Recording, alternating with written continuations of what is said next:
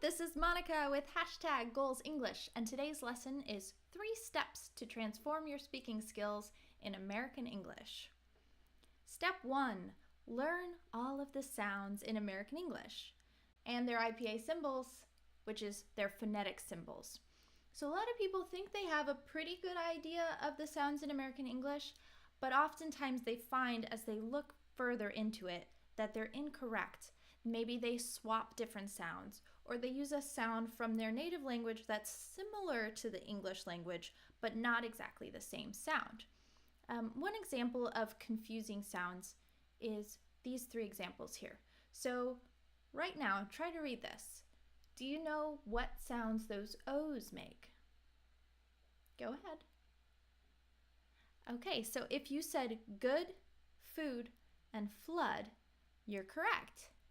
If you're not, you might want to learn a little bit more about these sounds, right? So we have in good, like the in book. Then we have a long U, oo, in food.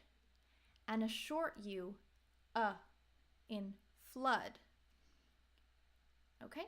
And if you need some more help with this, I've made a super handy video. It's called American English Pronunciation, the letter sounds and IPA symbols made simple. And I go through all of the sounds in American English, give a little bit of an explanation, and their IPA symbols. And if you want a little guide to that, I've made these handy cheat sheets. I talk about them more in that video, but you can sign up for my mailing list for news and updates to get these printable cheat sheets that will help you learn the IPA symbols and the sounds that they belong to. Cool. So once you do that, or actually while you're doing that, you should also be doing step 2, which is really happening at the same time as step 1, mimic native speakers. That means copy native speakers every chance you get. That means saying things exactly like they're saying things. If you're copying me right now,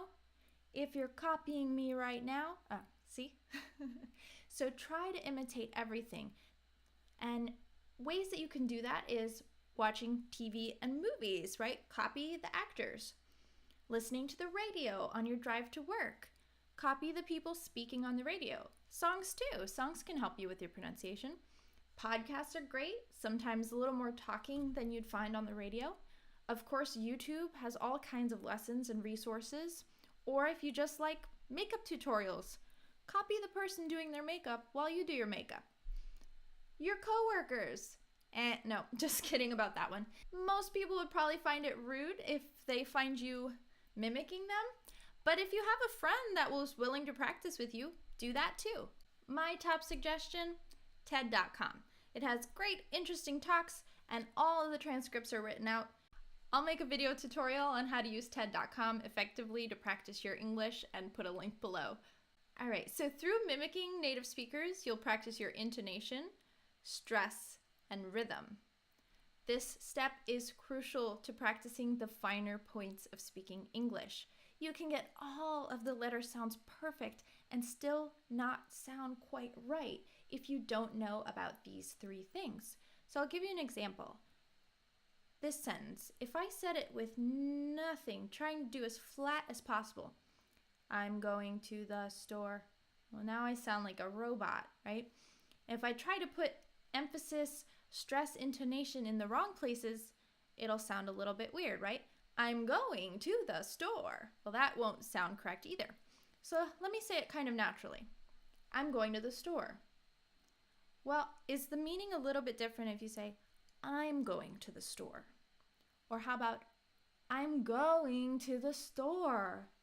Or, I'm going to the store, right? Let's try another one. Who are you? Okay, well, no. Let's try it normally. Who are you? Right? Pretty normal, natural question. Now, what if I said, who are you? Okay, that's different. Or, who are you? Different meaning depending on that. So you need to be able to hear that and produce it when you're speaking with people. It also will help you practice where to put the stress in words. So there's this Mike Myers movie where he says, you put the wrong emphasis on the wrong syllable. So you don't want that to be you. You want to put the right emphasis on the right syllable. All right, let's go to step 3, practice.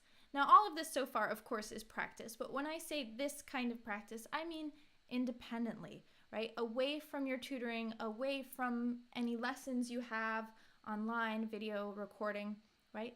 And doing it every time you speak English.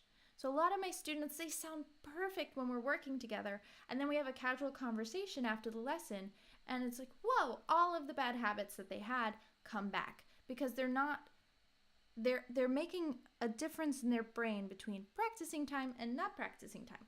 Well, it should all be practicing time. Every time you speak English, you should be practicing your accent, your grammar, whatever it is. So this could include reading out loud, right? It's one thing to mimic a native speaker, copy a native speaker, hearing it and repeating it. But when you're reading by yourself out loud, you really start to notice words that you're not sure about, or maybe words you're like, oh, I don't know if I'm saying this right? Another aspect, like I said, is to be conscious. When you're speaking in everyday life using your English, try to be conscious of speaking in the way you want to speak. If that is with an American accent, then do that. Also review. It's always good to go back to basics, even the simplest sounds, short A, ah, cat. Sometimes it turns out you kind of forgot or you're kind of going back to bad habits, so review old stuff. And finally, you're gonna live it, right? Practicing will become natural and it'll seep its way into your everyday life. So right now, you might be thinking, awesome, but help. Okay, well, I have some really great resources. If you want to subscribe, watch future videos, leave comments about what you want me to do videos about when it comes to speaking English like a native speaker. Yeah, and so check out goalsenglish.com, subscribe to this channel, and in the meantime, keep practicing. See you.